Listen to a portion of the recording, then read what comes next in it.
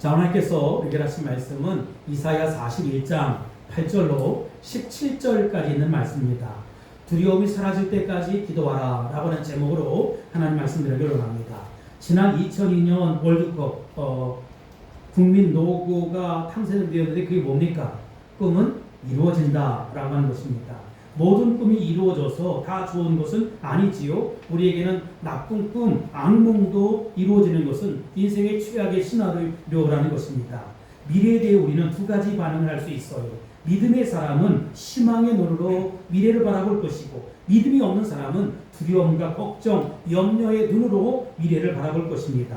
상처가 과거에 실제 있었던 아픔이라고 한다면 이 두려움은 미래에 있을지 모르는 아픔 미리 끌어당겨서 갖는 것입니다. 그리고 마귀는 끊임없이 우리에게 이 두려움의 영을 불어넣으려고 노력을 한다는 것입니다. 그래서 하나님께서는 성경에서 두려워하지 마라, 두려워하지 말라 라고 한 말씀 무려 365번이나 계속해서 말씀하신 것입니다. 그만큼 두려움이 성도들에게 큰 문제이기 때문입니다. 우리 중에는 앞으로 다가올 일들에 대해서 아무런 두려움 없이 사는 사람은 아마 없을 것입니다. 직장을 잃었거나 하던 사업이 망가졌을 때 앞으로 우리 가족은 뭘 먹고 살지? 라고 하는 생계에 대한 두려움이 있습니다. 사람과의 관계에서 갈등을 겪고 있다면 앞으로 그 사람을 다시 만나면 내가 어떻게 행동하지? 어떻게 처리하지? 라고 하는 관계에 두려움이 있을 수 있어요. 또 한 번이라도 믿었던 사람에게 큰 배신과 상처를 받았다고 한다면 이번에도 또 배신을 당하면 어떡하지? 라고 하는 신뢰에 대한 두려움이 마음 한구석에 깊이 자리 잡게 된다는 것입니다. 요즘처럼 사회가 불안하고 미래가 예측되지 않은 상황 속에서 앞으로 이 나라, 이 사회는 어떻게 될 것인가 라고 하는 막연한 불안감과 두려움이 우리의 마음을 잠식하기도 합니다. 이처럼 크고 작은 두려움이 늘 우리 곁에서 끊임없이 속삭이며 괴롭힌다는 것입니다. 사람마다 특정한 것에 대한 두려움이 있습니다. 어떤 사람은 높은 데서 떨어지는 것을 두려워하고, 또 어떤 사람은 밀폐된 공간에 갇히는 것을 두려워합니다. 또 어떤 사람은 많은 사람 앞에서 말하는 것을 두려워합니다. 겉으로 보기에는 잘 나가고 강해 보이지만 아무 두려움이 없을 것으로 보이는 사람들은 실은 말이지요, 가슴속에 은근히 두려움을 갖고 있다는 것입니다. 심지어 세계적인 스포츠 스타들도 대부분 매 경기를 할 때 내가 실패하면 어떡하지? 라고 하는 두려움과 싸우고 있다 라고 이야기합니다. 두려움에는 그러니까 예외가 없다 이 말입니다. 두려움의 증상에 대해서 한번 살펴볼 터인데, 두려움에 사로잡히면 사람은 극도로 이기적으로 변합니다. 남의 문제는 잘 보이지 않고 내 문제가 항상 제일 커 보이기 때문입니다. 두려움에 눌리면 밤에 잠도 잘 수가 없고 식욕도 떨어지는 것이지요. 일이 손에 잡히지도 않고 사람 만나는 것도 점점점 두려워지는 것입니다. 괜히 누가 뭐라고 하지 않아도 기가 죽고 마음이 우울해지고 꿀꿀해집니다. 마귀는 작은 문제를 과장하고 뻥튀기 튀고 부풀려서 우리 안에 두려움을 태산처럼 크게 키워낸다는 것입니다. 아이러니하게도 가진 것이 많을수록 두려움은 더 커진다는 사실 아십니까? 잃을 것이 많기 때문입니다. 요즘 새로 시작하는 기업들을 스타트업이라고 부르지만 예전에는 벤처기업이라고 이야기했습니다. 모험을 뜻하는 어드벤처라고 하는 단어에서 나온 말로, 그야말로 이 성공 가능성이 10% 미만인 이 기업들을 벤처기업이라고 해요. 위험을 감수하고 도전하는 것입니다. 그래서 한번 성공하면 신화가 되었고 위험을 감수하며 창업에 나는 사람들은 도전정신에 마치 우리들의 심볼처럼 상징처럼 그렇게 여겨진다는 것입니다. 근데 요즘은 위험을 무릅쓰고 창업에 도전하는 사람들이 점점점 줄어들고 있다는 것이지요. 전반적으로 사회와 경제 수준이 올라갈수록 어느 나라이든 어떤 사회이든 이런 현상은 두드러지게 나타난다는 것입니다. 아무것도 없던 시절, 부양할 가족들이 없던 싱글일 때는 별다른 두려움이 없어요. 그냥 나 혼자 망하면 되는 것이니까. 근데 이제는 재산도 좀 생기고 부양할 가족이 생기면 한 걸음 한 걸음 내딛는 것이 조심스럽기만 합니다. 왜냐하면 지켜야 될 것이 있기 때문이라는 것이지요. 성공에 대한 기대감보다 실패에 대한 두려움이 더 커질 때 사람들은 위험을 감수하지 않고 그저 안전한 길로만 가게 된다는 것입니다. 결국 두려움은 사람을 전진도 후퇴도 아닌 현상 유지에 머무르게 만든다는 것이지요. 어쩌면 두려움은 우리 자신을 가둬놓는 정신적인 감옥이다, 이렇게 이야기할 수도 있을 거예요. 그 감옥에 갇히면 한 발자국도 앞으로 내딛기가 어렵다는 것입니다. 두려움에 사로잡히면 새로운 시도를 해보지 못하고 그저 주저주저 하는 것이고, 그로 인해서 좋은 기회들은 계속해서 사라지고 놓치게 된다는 것입니다. 실패하지는 않겠지만 성공은 할 수 없다는 거예요. 그러다가 하나님이 우리를 위해 예비하신 언약의 땅, 약속의 땅의 문을 열지 못하게 된다면 이 얼마나 안타까운 일이겠습니까? 두려움에게는 원인이 있습니다. 첫 번째, 두려움의 원인은 무지라고 하는 것입니다. 두려움은 때때로 우리 무지를 인해 생긴다는 것이지요. 오래전 청와대 경호실장, 전산실장을 했던 주대준이라고 하는 장로님이 계십니다. 그는 1990년대 초 청와대 경호실에서 처음으로 전산 시스템을 도입한 사람이에요. 이 전산 시스템을 도입할 때 생긴 에피소드를 들려주는 그 이야기를 제가 듣고 한참 깔깔대고 웃었습니다. 5월 5일에 예루살렘 바이러스가 유포될 가능성이 있으니 컴퓨터를 사용할 때는 특별히 조심하시오라고 이제 직원들에게 공지를 날렸어요. 그런데 그날 아침 출근을 해보니까 직원들이 한결같이 잔뜩 긴장한 얼굴로 모두 다 비닐장갑을 끼고 있더라는 거예요. 비닐장갑을 끼고 컴퓨터 앞에 앉아있는 것이지요. 왜냐하면 예루살렘 바이러스가 이 손을 통해서 자기 몸에 이렇게 들어올지 모른다, 감염될지 모른다 라고 생각하기 때문이라는 것입니다. 그러니까 예루살렘 바이러스가 전산망을 통해서 감염되는 병균인 줄 알았던 것이지요. 무지로 인해서 이런 두려움을 갖게 되는 것입니다. 두 번째, 두려움의 원인은 상처라는 것입니다. 두려움은 과거에 있었던 상처에서 비롯된다는 것입니다. 예를 들어 주사와 가정폭력이 심했던 아버지 밑에서 자란 자매는 목소리가 크고 거칠어 보이는 남자만 만나면 괜히 몸이 굳는 것입니다. 교회가 갈라져서 싸우던 곳에서 상처를 받은 한 성도는 교회를 옮기고 나서도 계속 또다시 상처를 받을까봐 교회 공동체에 깊이 들어가지 못하고 신앙의 진면목을 맞이할 수 없다는 것입니다. 과거의 상처는 낮은 자존감을 만듭니다. 그리고 그 낮은 자존감은 상처가 치유된 이후에도 쉽게 사라지지 아니하고 오히려 오랫동안 우리를 붙잡고 올가맨다는 것이지요. 최근 세계적인 석학인 미국 예일대 역사학 교수였던 티모시 스나이더라고 하는 분이 한국의 주요 언론사와의 인터뷰에서 이런 얘기를 했습니다. 한국은 일본 식민지, 6.25 전쟁의 아픔을 딛고 일어나 민주주의와 경제적으로 번영을 이뤘고 문화 강국이 됐습니다. 이렇게 단기간 안에 모든 면에서 세계적인 나라로 성장한 사례는 거의 전무합니다. 그런데도 한국은 달라진 위상에 걸맞지 않게 자신이 아직 약소국이라는 심리 상태를 벗어나지 못하고 있는 것 같습니다. 중소규모 국가가 세계적인 국가로 성장하게 되면 자신감의 위기를 겪게 됩니다. 중요한 나라가 되었다는 것은 더 큰 책임이 따르는데 이런 약소국 시절이 익숙한 국가에는 그 자체로 두려운 일이 됩니다. 그렇다고 예전처럼 눈에 띄지 않는 국가로 돌아갈 수는 없습니다. 한국은 경제 규모나 문화적 영향력 측면에서 세계적으로 아주 중요한 나라가 됐기 때문입니다.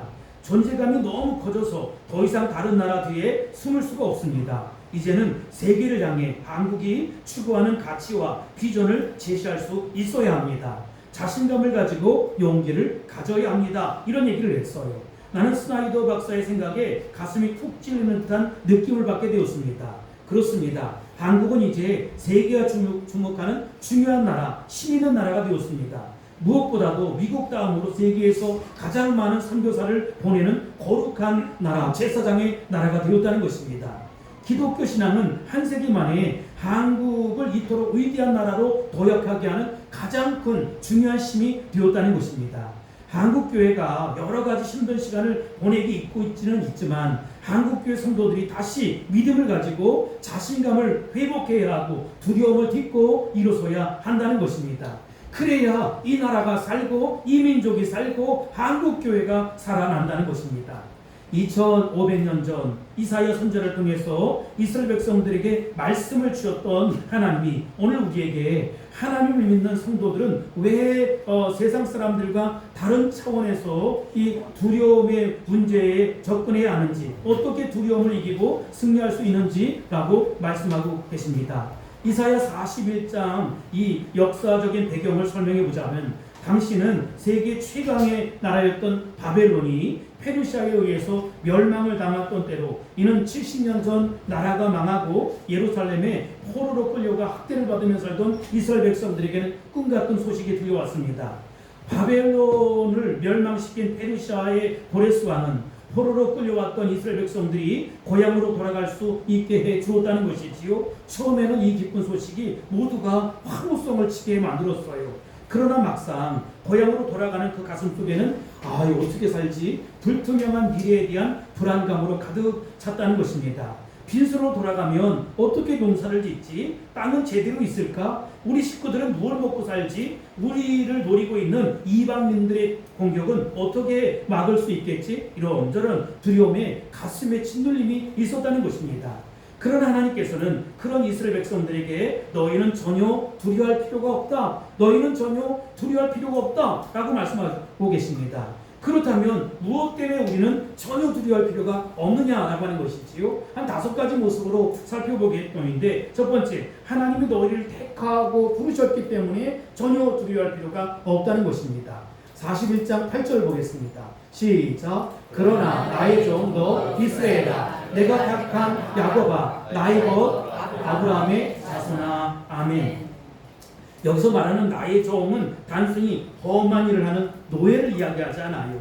특별히 아끼는 종으로서 주인과 매우 친밀한 밀접한 관계에 있고, 주인이 신뢰하고 집안의 모든 일을 위임하는 총지배인 같은 그런 존재라는 것입니다. 미국 대통령이 모든 실무를 총괄하는 백악관의 비서실장 같은 그런 역할이죠. 그게 종이라는 것입니다. 만군의 여호와 하나님께서 우리를 그런 고귀한 존재로 부르시고 계신다는 것입니다. 더 나아가서 내가 택한 야곱아, 이렇게 말씀하고 있어요. 우리는 어렸을 때부터 끊임없이 선택을 당하거나 거절을 당하면서 살아왔습니다. 프로포즈를 했다가 딱지 맞은 경험, 대학 시험에서 낙방하거나 입사 시험에 떨어져 본 사람들은 거절감의 쓴맛을 알 것입니다. 그런데 위대하고 강하신 하나님께서는 우리를 만세 전부터 생각하시고 선택해 주셨다는 것입니다. 명문대학에 선택되는 것도 가문의 영광이지만 만군의 여호와 하나님께서 우리를 선택해 주셨다. 얼마나 큰 영광이고 얼마나 큰 축복이냐라고 하는 것입니다. 그런데 여러분, 그것뿐만 아니라 나의 것 아브라함의 자손이라고 말씀하고 있습니다. 하나님께서 아브라함을 얼마나 사랑하셨는지 모르는 사람은 없을 거예요. 그런데 하나님께서 아브라함을 대하듯이 우리를 어떻게 대하십니까? 좋은 친구로 대해주겠다는 것입니다. 특별히 친근하게 대해주겠다는 것이지요. 그리고 사랑하고 배려해 주겠다는 것입니다. 하나님의 친구라고 하는 것은 언제든지 무슨 일이든지 하나님께 다 아뢰 수 있고, 하나님과 마음을 나눌 수 있고, 하나님의 도움을 언제든지 받을 수 있다는 것입니다. 할렐루야. 아멘. 지금 이스라엘 백성들은 포로 생활에서 벗어나 거의 거짓골로 고향에 돌아갈 형편입니다. 자존감이 땅에 떨어졌어요. 그런데 하나님께서 당시 세상 사람들 모두가 멸시하려고 했던 이스라엘 백성들, 내가 믿고 쓰는 나의 종, 내가 귀하게 여겨 선택한 사람들, 나의 친구라고 말씀하고 있다는 것입니다. 세상 사람들의 눈에는 별 볼 일 없는 사람이지만 하나님께서는 특별히 고귀하게 사랑하는 존재일 뿐만 아니라 나의 것이요 나의 자손이라고 말씀하고 있다는 것입니다. 얼마나 고맙고 감사한 일인지 알 수가 없어요. 두 번째로, 너를 택하고 싫어하여 버리지 아니하겠다. 그래 전혀 두려워할 필요가 없다는 것입니다. 우리를 선택해 주신 하나님은 우리를 고귀한 목적으로 부르셨다는 거예요. 41장 9절입니다. 시작. 내가 땅끝에서부터 너를 붙들어 땅 모퉁이에서부터 너를 부르고 내게 이르기를 너는 나의 종이라. 내가 너를 택하고 싫어하여 버리지 아니하였다 하였노라. 아멘. 내가 잘 나갈 때, 돈이 있고 좋은 자리에 있을 때는 나를 좋아하는 사람이 많습니다. 그러나 내가 밑바닥으로 떨어지게 되면 친구들도 점점 떠나고 멀어지고 나를 싫어하게 된다는 것이지요. 포로 생활을 하던 이스라엘 백성들은 바벨론과 모든 사람들이 무시하고 천대하고 멀리했어요. 그러나 하나님은 다르다는 것입니다. 사람들이 전부 나를 무시하고 천대하고 싫어해도 하나님은 너를 택하고 싫어하지 않는다, 버리지 않는다고 말씀하고 있었다는 것입니다. 하나님은 우리가 아무것도 없는 신세가 되어도 빈 털터리가 되어도 우리를 여전히 좋아하고 곁에 계신다는 것입니다. 이역말리 바벨론에서 포로 생활을 했던 70년이나 포로 생활을 했어요. 이스라엘 백성들은 자신들이 하나님께 버림받았다라고 생각했어요. 우리도 고난의 광야를 지날 때 아유, 하나님이 나를 버리셨구나, 하나님이 나를 버리셨구나, 하나님이 나를 떠나셨구나, 이런 생각을 할 수가 있어요. 그럼 여러분, 하나님은 결코 여러분을 버리지 않으신다는 것입니다. 네. 심지어 고통의 광야를 지날 때에도 하나님은 여전히 그 택하심에는 변함이 없다는 것입니다. 네. 우리는 하나님을 버릴 때가 있어도 하나님은 결코 우리를 버리지 않는다는 것입니다. 네. 우리 앞날에 대해서 너무 지나치게 두려워할 필요가 없어요. 왜냐하면 하나님께서 이유 없이 우리를 부르지 않으셨다는 것입니다. 하나님께서 우리 한 사람 한 사람을 통해서 이루시고자 하는 분명한 목적이 있다는 것입니다.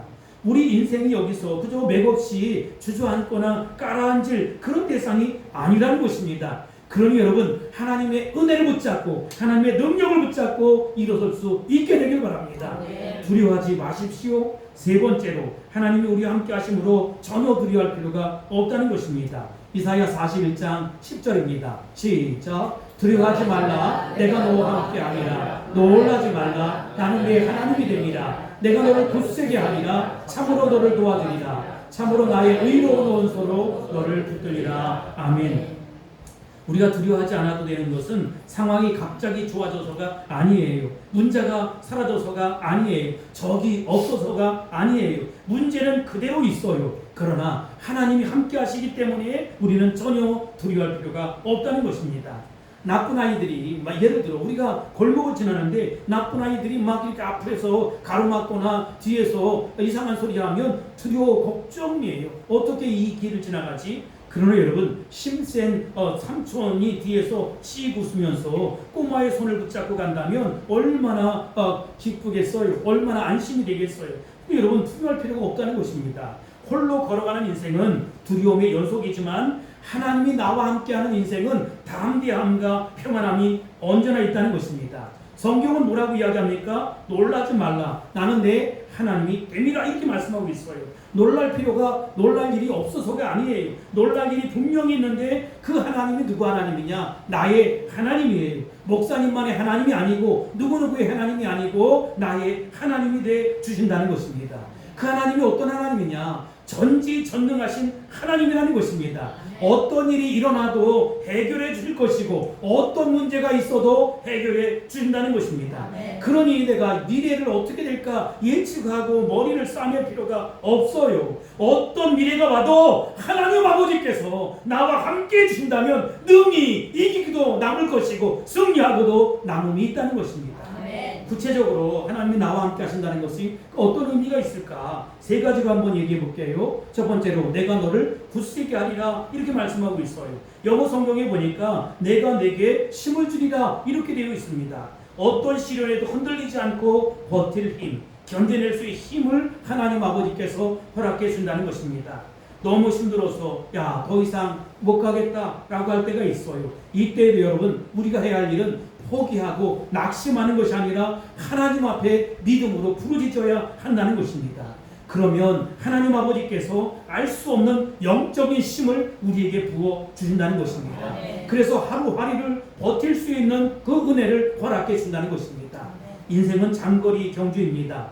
빠르게 지금 당장 치고 나간다고 능사가 아니에요. 중도에 쓰러지지 않고 포기하지 말아야 합니다. 장거리 경주에서는 인내하고 굳세게 견뎌내는 것이 필수라는 것이지요. 하나님은 기도하는 자에게 끝까지 지치지 않고 버틸 수 있는 신비하신 영적인 힘을 부어줍니다. 건강도 안 좋고 특출한 능력도 없어 보이는데 신기하게도 힘든 사역을, 힘든 일들을 잘 감당하는 사람들이 있어요. 많은 영적인 공격과 여러 가지 어려움이 많은데도 불구하고 잘 시원하게 버티는 사람이 있습니다. 왜 그렇지요? 하나님 아버지께서 그가 눈물로 기도하는 기도의 힘을 얻게 하시고 그리고 하루의 힘을 계속해서 공급해 주시기 때문이라는 것입니다. 두 번째로 참으로 너를 도와주리라 이렇게 말씀하고 있습니다. 이것은 하나님의 적극적인 개입을 의미합니다. 하나님은 우리의 어려움을 수수관관하시는 분이 아니에요. 너 혼자 해결해봐라 라고 그렇게 말씀하시지 않아요. 때때로 하나님은 직접 개입하셔서 우리를 사지에서 건져주신다는 것입니다. 2011년 1월 15일 아덴만에 소말리아 해적들에게 편압된 한국의 화물선이 있습니다. 3호 주얼리호라고 하는 배인데 말이지요. 한국의 특수부대의 군인들이 극적으로 그들을 탈출시켰어요. 국가가 고통받는 국민 결코 외면하지 않는구나, 모른 척하지 않는구나, 과감하게 결단을 내려서 살려내는구나. 저는 그때 큰 감동을 받았습니다. 야, 이런 정부라면 세금 내는 것이 아깝지 않다, 이런 생각을 했던 기억이 있어요.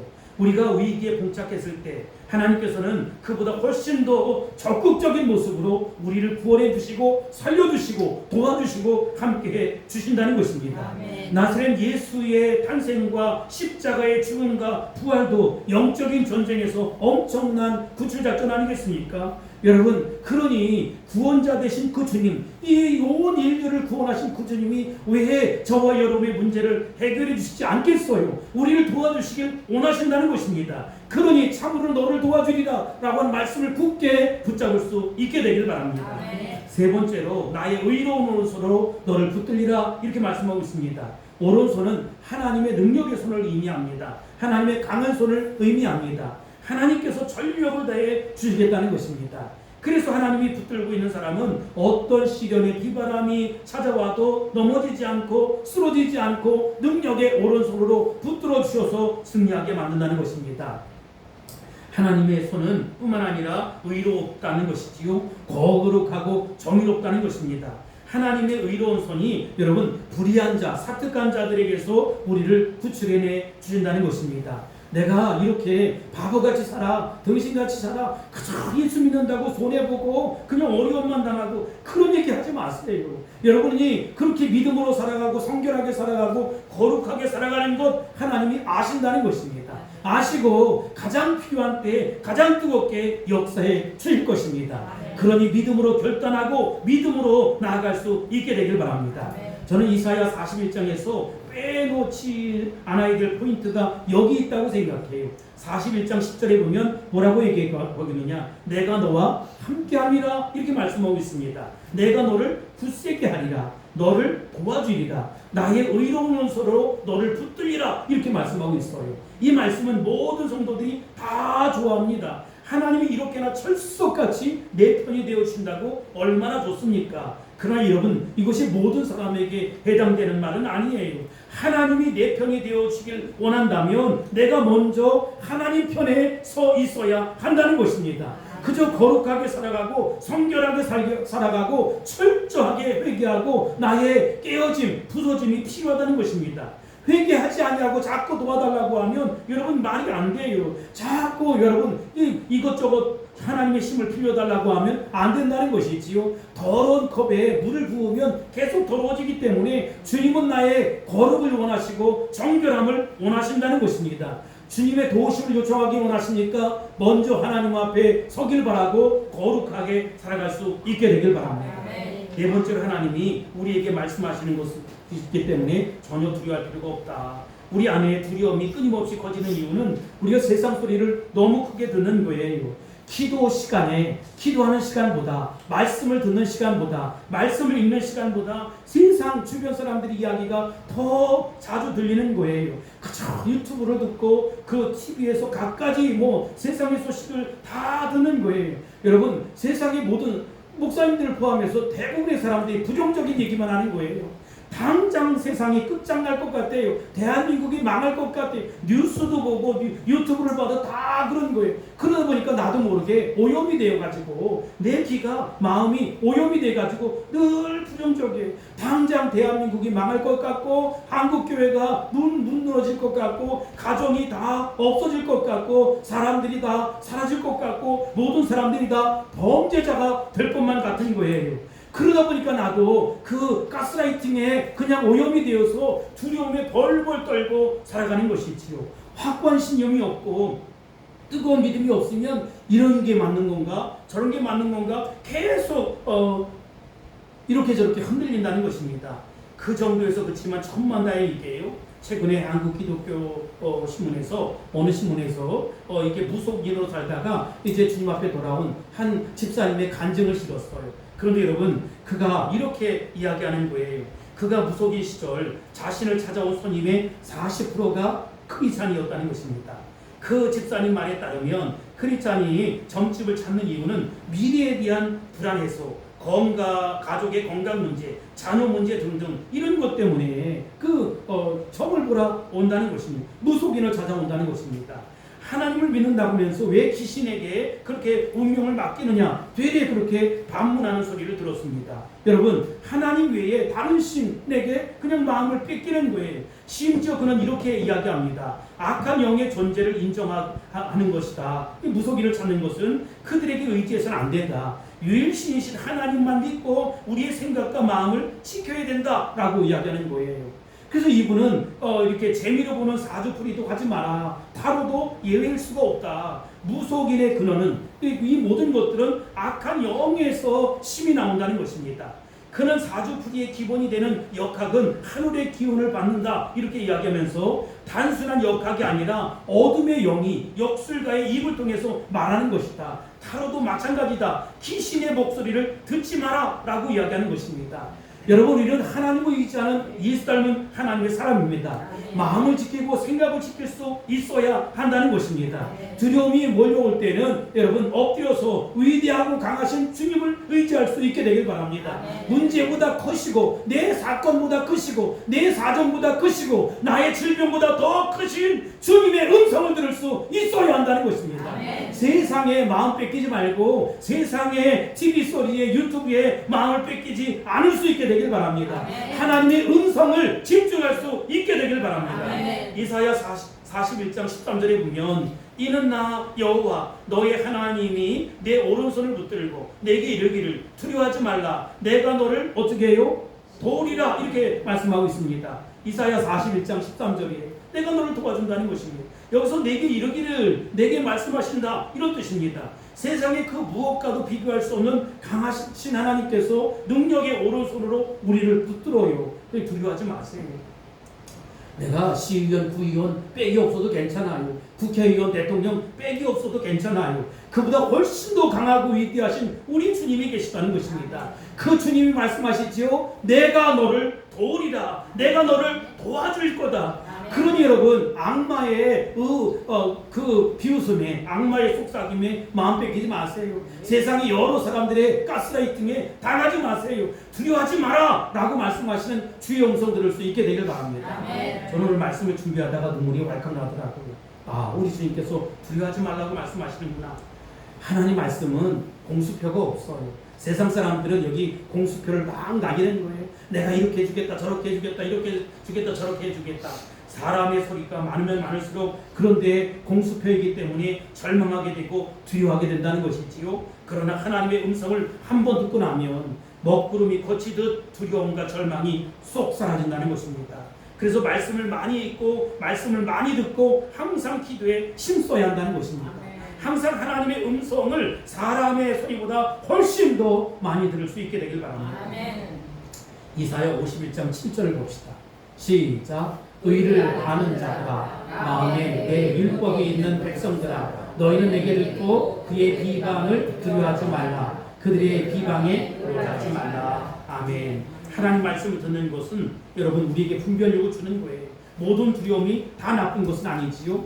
예를 들어보겠습니다. 이순신 장군 아세요? 무엇이면 여기 있어요. 여러분 그가 전라자수사로 부임을 합니다. 인지내란이 일어나기 딱 1년 전입니다. 부임해 보니까 전함도 배도 없단 말이지요. 전함도 없고 병사들도 엉터리예요. 훈련 상태도 엉망진창이에요.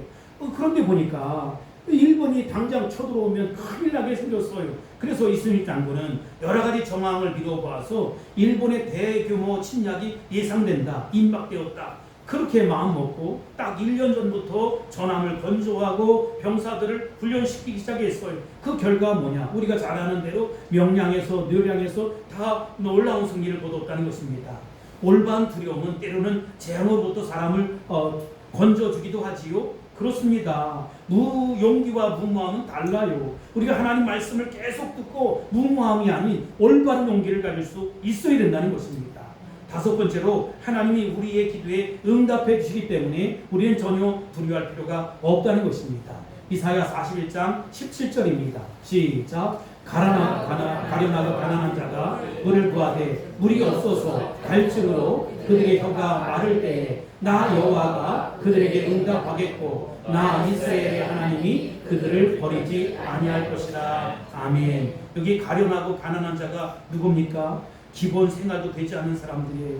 기본적인 생활 필수품도 없어서 큰 고통을 당하고 있는 이스라엘 백성들의 현실적인 문제를 이야기합니다.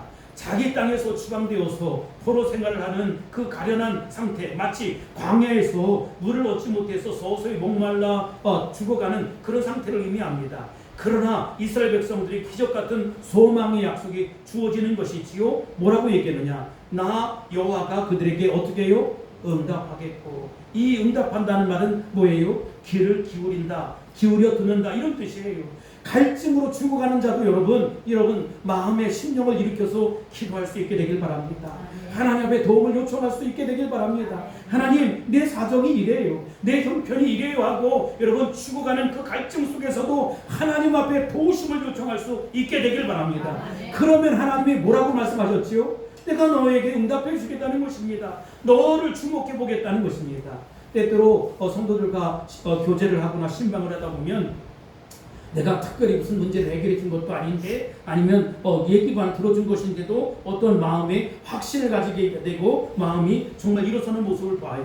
여러분, 인간도 그런데 하물며 하나님 아버지께서, 만군의 여호와 하나님 아버지께서 우리를 그냥 내버려 두실 리가 없다는 것입니다. 내 작은 시름에도 응답하신다는 것이지요. 내 마음이 무너진 것이 아니라 내 믿음이 무너져서가 문제예요.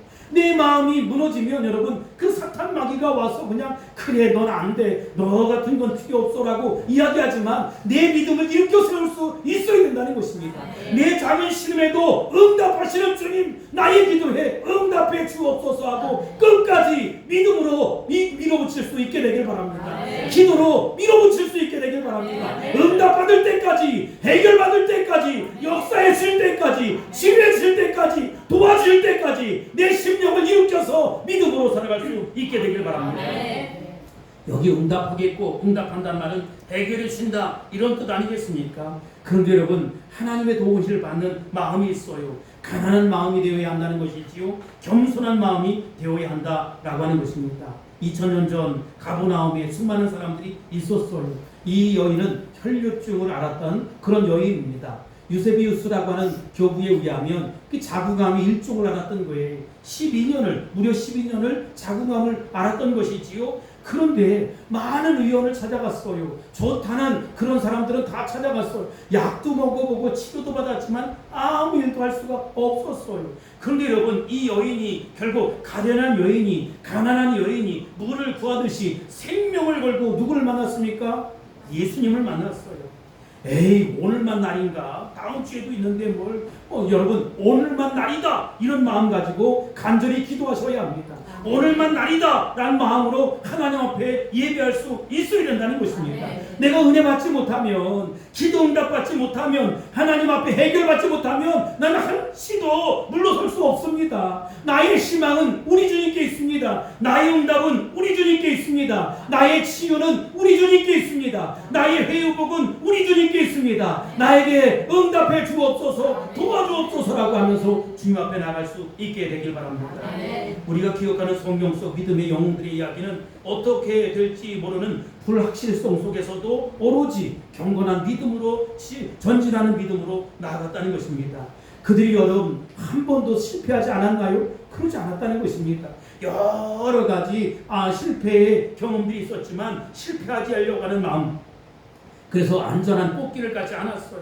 항상 위험은 있지만 그럼에도 불구하고 믿음으로 가는 것이지, 결혼해서 아이를 낳고 기르는 것만 용기가 필요한 것은 아니에요. 여러분 언제나 우리에게 상처받을 수 있어요. 사람은 누구나 다 상처를 줄 수 있어요. 근데 여러분 사람은 나를 외면해도 하나님은 절대로 나를 버리지 않는다. 외면하지 않는다라고 하는 믿음을 가질 수 있게 되길 바랍니다. 내가 지금까지 어떤 삶을 살았든 그건 중요하지 않아요. 앞으로 어떻게 살아가느냐가 중요한 것이지요. 이제부터 나의 가정은 명문 가정이 되리라 확신할 수 있게 되길 바랍니다. 이제부터 나의 신앙은 명문 신앙이 되리라 확신할 수 있게 되기를 바랍니다. 우리가 교회에 와서 신앙생활하는 것도 사실은 모험이에요. 한 남편을 만나서 한 아내를 만나서 살아가는 것도 모험이에요. 정말로 실패할 수도 있고 승리할 수도 있지만 여러분 중요한 건 두렵고 떨리는 마음으로 하루하루를 살아내는 것입니다. 하나님밖에 없습니다. 사람은 다 앞뒤집이지 덕긴 객긴이지 다 그렇습니다. 그러나 두렵고 떨리는 마음으로 믿음으로 살아갑니다. 하나님 나를 도와주세요. 나를 붙잡아 주세요. 내 안에 이런 걱정이 있습니다. 이런 두려움이 있습니다. 이런 염려가 있습니다. 라고 하나님 앞에 솔직히 이야기하고 오늘만 날이다 라고 확신하며 기도할 수 있게 되길 바랍니다. 그 믿음으로 다부지게 나아가는 여러분들의 결심을 하나님이 절대로 외면치 않을 것입니다. 능력의 오른손으로 붙잡아 주실 것입니다. 매 순간순간을 붙들어 줄 것입니다.